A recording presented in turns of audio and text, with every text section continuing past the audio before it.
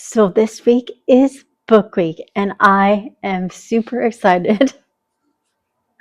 Boy, what a pleasure it was to read this book, The Smallest of Joys by Diane Shiffer.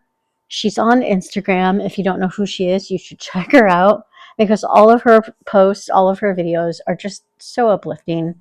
Um, and this book is no different. I can't say enough good things about this. I mean, I honestly don't know what to say because it's so good. Definitely 5 stars. I want to read this over and over again. Just reading this book is a little joy in my everyday life. I didn't want to be done with it. So I'm going to continue reading it. I read it all the way through, but I just want to slowly read it, like read one little section at a time and absorb that story with that little piece of wisdom. Every little section, I wouldn't call them chapters. She's going by seasons and just little stories of her life, ways she has found little joys in her everyday life. It's got bits of encouragement, bits of wisdom, and it's a comfort book. I can't recommend it highly enough. I mean, especially if you're someone who is depressed. Grief is a completely different thing than that. Went through that myself the last few years with my mom passing. But this, if you're someone who has a tendency to get depressed, if you're having a hard time finding joy in just the constant everyday little nuances, especially with the harder things that seem to be going on in the world these days, if you need to find a way of joy in your life, this book has a lot of excellent ideas. And sorry about the light switch. The sun is going in and out. This is Oregon. It can't make up its mind about the weather. Today it's rather cold. That's why I have the fireplace on. Hopefully you can hear me. The other day it was 82 degrees. So it just can't make up its mind. Anyway, this book is so good and I love it so much. I mean, if you asked me what my favorite thing was, I'm not even sure. I think maybe, I don't know. I loved the everyday magic. I had a little chuckle at the body gratitude thing, the body gratitude story. The fact that she threw in a quote from my favorite movies, one of my favorite of all time series, the Anne of Green Gables series, where Miss Stacy's talking to Anne. Tomorrow is fresh with no mistakes in it yet. Just the fact that she referenced that, I mean, I already knew she was a kindred spirit, but just referencing Anne of Green Gables in this book that made my heart soar. Anyway, this book is so good. It's such a pick me up. And I think it's something we all need to do. Take time out of our life to find the smallest little joys. And I think, just here's one sentence. Let your shoulders drop, my dear. You're doing just fine. And I think this whole book has stuff like that. And then she ends it with her little closing thing. Close your eyes and remember, you are safe, you are loved, and tomorrow is waiting fresh and gentle and full of possibility. Sleep tight, sweet one. Wake in the morning bright to do what's right with all your might. And this whole book is just a gentle, I don't know. I guess if you could have affirmations in a book, you know how you take in like a podcast or someone just listening to audio affirmations. I guess if you could read affirmations, this would be kind of like that. It's all about just self awareness and gratitude and all the little joys in life. And I highly, highly recommend this book. I honestly think everyone should have a little copy of this. Kindness, encouragement, joy. I love this book. Thinking about it, it's almost going to make me cry. I loved it so much. Anyways, this was probably by far my best pick of new books this year that I've read. Love it. So then the next book we picked for this month was The Elements of Organic Gardening by the then HRH Prince of Wales, who is now HRH King Charles III. But I love this book. I need to restart doing the principles that are in this book. So the chapters in here are, first of all, the elements of gardening, where he talks about soil, compost, importance of wood chip mulch, and then water.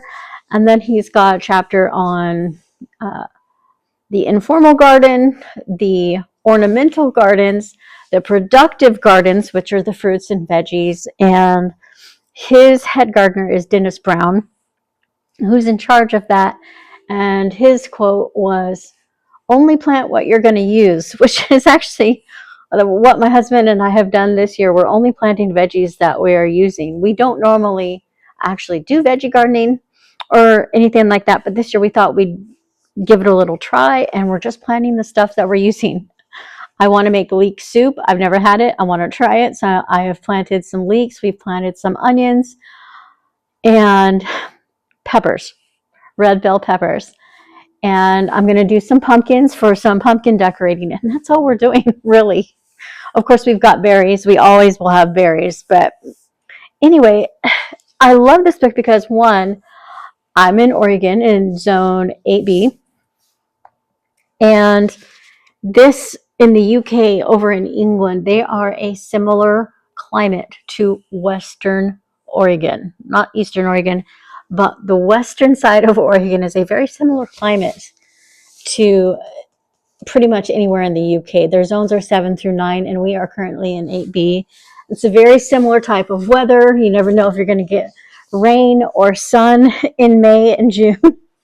It's just very similar, so I think a lot of their stuff would apply with what I'm doing. But he also talks about the blueprint of his gardens, which is so amazing. I mean, some of these pictures are just absolutely, I don't know if you can, are you going to be able to see that from there? Some of these pictures, if this had no advice whatsoever, and if it was all just pictures, I would still love this book. That is how well the pictures are. Hopefully you can see this. How gorgeous is that? He's got a time walk. I mean, when you're the king or the prince, you can have as many gardens and gardeners as you want, but it is kind of interesting because he goes out and fills the bird feeders by himself. He does it himself. But I just absolutely love the pictures in this and the advice in this for my climate. I mean, look at this. Look at the ornamental garden. I mean, now we can't all have that big of a garden. We can't all spend that much money on that many flowers. But there's just so many different ideas in here. So beautiful. Pick one. Pick one idea. If you can't do them all, if you don't have a huge acreage, don't have enough room for a formal garden or an informal garden or an ornamental garden or a productive garden, pick one.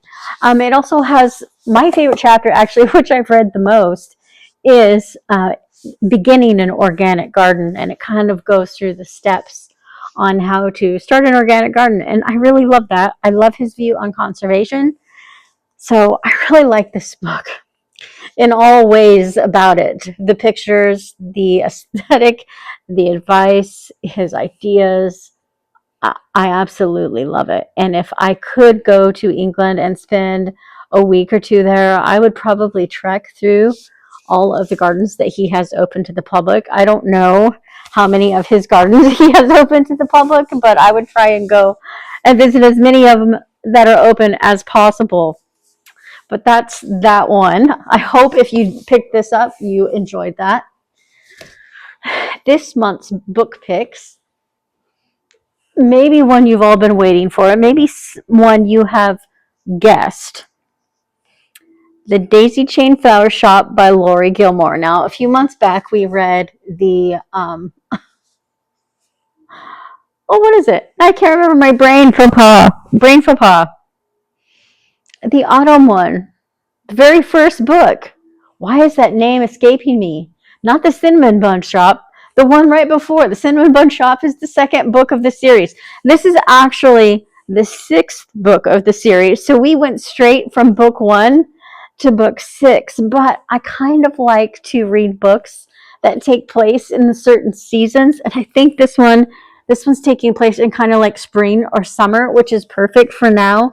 I kind of want to save the Cinnamon Bun Shop, which I believe takes place in November, October, November, for fall. We'll get to that one in the fall. Then, of course, the Christmas tree one, we'll get to that in December. But I kind of wanted to take the seasons. So I'm looking forward to this one. Now, as Lori Gilmore's last one that we read a few months ago, it's a rom-com, and I'm sure there will be spicy pages, couple of spicy chapters. So if you are not into that, and if you don't know what I mean by spicy, I'm talking sex spicy in a couple of the chapters. That kind of surprised me the last book I read, but it didn't bother me. I loved this author's style, and I love rom-coms, and I just think it's cute how she's got all the little different types of shops in the village, in that little town, all hooked together. So I am looking forward to reading this one. And then the next one we're reading, it's also a love story, but in a different way. This is a very oldie, but a goodie. It was one I read a long time ago. It is called My Sergei by Ekaterina Gordieva. If you don't know who she is a famous pair skater who skated with her husband, Sergei Grinkov. And Sergei Grinkov passed away in like the early 90s from a heart attack. Just randomly, they were out skating, practicing, and he suddenly just went down, and they weren't able to revive him. And he was in like the best of shape, no steroids, no drugs. They were working out. They had been married for, I don't know, maybe 3 or 4 years. They had dated a long time before that. They were skating since they were kids together. I think when they won their first gold medal, she was like 16 and he was like 18 or 19, something like that. Um, so they had known each other forever, and it was a big blow to the heart. So this might be a little bit sad, but I remember really liking this story and learning about their story. She wrote this after he passed away. So it's kind of like in memorandum or in honor to Sergei while reading about a true life love story. And so this is the other book we're going to read this time. My Sergei, a love story by Ekaterina Gordieva. And that is this week's book picks, book review. This month's book picks, book review. I only do books once a month because I have several different types of hobbies. So anyway, if you are new to joining, please don't forget to hit the like button and subscribe. That helps my channel grow in more ways that you can even fathom. So thank you for all watching. And until next time, feed the pollinators for me.